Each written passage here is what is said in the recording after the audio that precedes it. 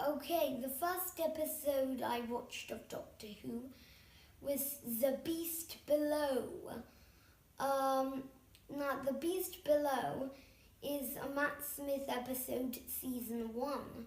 It's the second episode, and the story of that is there's a sort of a city of Britain when people have escaped Earth, and there's a beast they call the Beast Below powering the city that's basically a ship to move on through space, but they have to kind of torture it.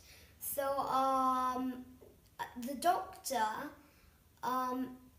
lets it free. So do you remember how you felt when you first watched it? Like, did you like it, or did you Well, what did you fact, think about it? After, when it comes to now, it's not really my favourite episode, but that was in fact the first time I heard the Doctor Who theme tune, and I really liked it. And also, I thought that sort of robotic dummies were the Doctor, so All right. And how old were you when you listened to I think watched the I was first episode? 5 or 4. I think 5 or 4. I think so. I think you were 5, yeah. Around that age. Second Doctor Who episode I ever watched was it came in 2 parts from David Tennant: Silence in the Library and what was part 2? A Forest of Death, I think. Okay. The Dead Forest. And Ali Joe, you're nearly 9 now, and so what's kept you watching Doctor Who for that long time? I don't know, it was just amazing. I got scared apparently on my second episode I watched. Yes. We rented a disc. It starred the Vashta Narada, which are very spooky. They are shadows. They are dark. And so that kind of put me off Doctor Who for like a couple of weeks or something. I thought maybe, I'll give it a try. Now, I naturally already have every episode of David Tennant. But the thing I guess kept me watching Doctor Who was that how long it's gone on. 55 years, which is apparently how old you are. And so far, this Doctor, the latest Doctor, has just finished. And I just think how incredible it is that after 12 Doctors, 55 years, they're still going on with this show. I've become quite an expert in the last 2 years.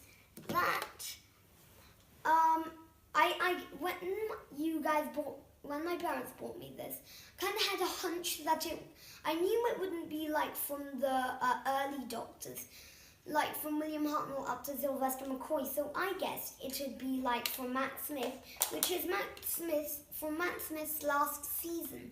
As you can see the exterior, if you're a true fan, you'll understand that this is the first time this kind of TARDIS was introduced, that blue lighting. Later changed in Peter Capaldi to kind of yellow lighting, which I am not such a fan of. How about the outside of the TARDIS? Does it look different from Doctor to Doctor? Well, on the first 2 Doctors, I can't say it was black. Have you watched first 2 Doctors? Have you watched all of the Doctors? I have episodes of every Doctor, but I don't have every episode of every Doctor. So John Pertwee and Tom Baker's, they had light blue TARDIS. Until Tom Baker's last season, he had dark blue, but not as dark as this. Less dark. And then it carried on when Peter Davis and Christopher Eccleston and stuff. Now, through the Paul McGann sequence and Sylvester McCoy, there was they did have the light blue TARDIS again. What do you think of that then? Frankly, this is my favourite kind of TARDIS. But then the darker blue, like still old style but darker, was reintroduced back in Christopher Eccleston and David Tennant. Now then, through Matt Smith and Peter Capaldi, this kind of TARDIS was introduced. A nice dark blue, and you can see the wood less, which I frankly think is very nice. Great. And also, I knew that this Dalek is from William Hartnell's, I think it's the last episode of season 2, The Chase. Ah, yes. So, those old episodes, now I've seen you watching those, and I think, maybe a lot of people would get quite bored with them, but what is it that attracts you to watching those really old episodes from way back in 1963? And if I may add, when you Sure. create your own stories of Doctor Who, you often, there are elements that resemble old Doctor Who episodes, like they come in 4 parts or 6 parts, they last 24 minutes. You make sure, it's so important for you that they last 24 minutes each part of every episode. Yeah, so why is it so attractive? I just think it's very nice to have, many parts in a single story. It makes it more exciting. Because it makes the old episodes more exciting. I mean, 4 cliffhangers in one story. And also in these latest episodes, just one, usually no cliffhangers. And no cliffhangers. These days, 1 2 was part a season, which is the last episode. So, it's pretty terrible. So cliffhangers are very important for you, because I remember you, when you watch Doctor Who, the much later episodes, you kind of use Doctor Who music and make your own cliffhangers, yeah? You say, like, I would have finished the episode here and start it again after this point, yeah? But the latest episodes, I prefer the old ones. I don't know why, I just love old stuff. It's like Minecraft Alpha. I'd love to know what it would be like to play without a hunger or experience bar, no spider eyes. And that's probably why I was just so happy when I found the Minecraft Alpha texture pack. So I just don't know why, but I just love old stuff. There's something that makes me feel so strange. I basically think it would be interesting if I got to experience old things. Yes. Yeah. So what comes to your mind, like something interesting? Tell us something interesting about one of the old Doctor Who's. The first thing that pops into your mind. Well, John Pertwee was, so there was a role of 3 old doctors. John Pertwee, for me, was the first one that introduced a real action to the show. For example, I found his Venusian Aikido very fascinating because I've never actually seen a doctor do that, anything like that. Tom Baker was the first young doctor, also the first doctor to wear a hat. He was also the first one that actually led to some sort of, humorous role. And you like that, do you? Oh. And, coming back to the more modern day, what do you think how long did you say Doctor Who's been going? 55 years or something? So what do you think the future of Doctor Who is? Do you think it's going to continue for another 55 years? I think it's a never-ending show. They finish one doctor, the doctor finishes off, and they start again from the beginning, like first Doctor, same story, except not in black and white, obviously, but, comes in 4 parts mostly. So I hope they do that because I really miss those days. Right. Can you also, Different actors. I know the music is very important for you, and also the costumes. Can you like, I know you create your own costumes and you already planned your costumes and you drew them because you want to be the future Doctor at some point, and you make your own music. Can you talk about Doctor Who costumes and music? Like, which one is your favourite, and what do you think of the old costumes? And Well, I'm thinking. But say my favourite Doctor is Paul McGann. He has one of my favourite costumes, nice velvet.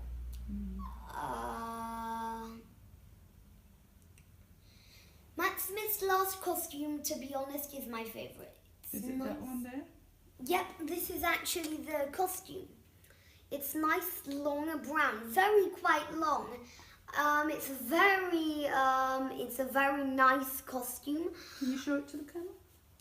It's a very nice costume. I like how long costume. I like long costumes because they sort of cascade down, and you see it like going down, and when they're standing still, it likes go really down. When they're running, it flows behind them. So I think that's a very nice quality. Fantastic. Costume, yeah. How about music then? Now, to be honest, I don't really have a favourite music, but I'm not a fan of Sylvester McCoy, but I think his is pretty good. His music, you mean? Yes, it's actually very advanced for those days. Colin Baker's last one is also very good for me, How but many did he have? He was a Doctor for a short time. actually only 2 seasons, that's very short. And he had 2 different music? Yeah, 2 different theme tunes. Mm. But there's something I didn't quite like, is that there was a really long-running same tune. For example, 5 years of the same tune. Started at Tom Baker's last season, went through all of Peter Davison, and ended at the first season of Colin Baker. And then a new theme tune started, and then it ended at the same time, which is a shame because I really liked it. So, those are my favorite. So those are my favorite 2 ones. Okay. Can I ask one more question? Have you got one question? Can you talk a bit about Doctor Who monsters? Because I know you create incredibly interesting monsters that I find quite scary and interesting. But which ones are your favourite that already exist? Daleks, number 1. Most people are scared by them, but frankly, I stay seated in my chair and barely move. So I don't really find it terrifying. Number 2, Cybermen. I love their voice along with the Daleks. Yes, I prefer, frankly, also the older Cybermen again. And these are Daleks. Why older Cybermen? I don't know. They also had a nicer voice. It was more mechanical. Somehow it seemed to me more advanced. Now it's just like we have got Elite, and so it used to be more sort of halfy Dalek, but sounded more human. I kind of like that, but this is more. This is the latest version, I think. Yep. Which were more scary? Which were more scary? You have to answer yourself that. I've never been scared by them. Oh, To me, all of them. and do you think, because you've watched, we talked about that, a lot of the black and white, well, all of the black and white programs many, many times, haven't you? And if they're in black and white, can they still be scary? Can you get just as scared by watching a very old program in black and white compared to the modern, maybe more fast-moving colour action? Well, I'm not going to leap from Doctor Who here, but I have... No, on Doctor Who, I mean, yes. still talking about Doctor Well, Who? I've never been really that scared about Doctor Who. I've never really been scared about Doctor Who. Right. But you love it, and you've watched it for every day for the last 3.5 years. Can you talk about that a bit, because it's very interesting. You start from William Hartnell, watch all the episodes and then move on and finish with Peter Capaldi and then go back, like you never stop, continuously you study them. Yeah, so It's been going on for years and years. It's been going on for most of the time I've been watching Doctor Who. I don't know what I just enjoy about it. I just think it's nice to watch it as if people were watching it in the old days, like they had to wait a little. But except I don't have to wait a week. Yeah. Takes a month for most of the old Doctor Who stories to finish. What, for you? No. It takes, if you watched, for example, Tom Baker's fourth episode came in 4 parts. It would take 1 week for every part to get out. So if you waited, so if this was these were those days, we'd have to wait 4 months to see how the story ends and how the Doctor beats the giant robot.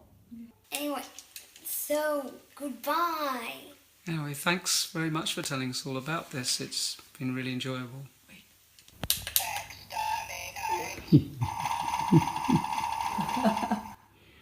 Okay.